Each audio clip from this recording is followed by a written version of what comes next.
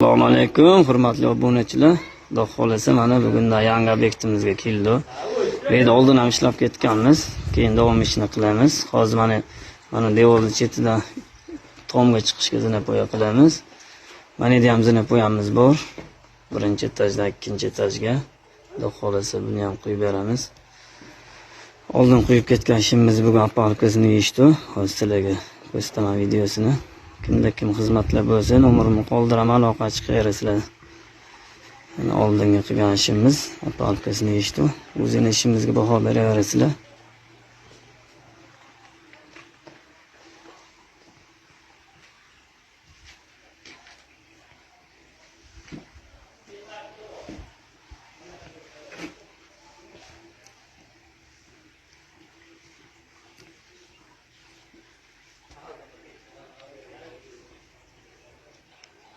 Kimda kim mashina xizmatli bo'lsa, o'zini aloqa chiqarasizlar.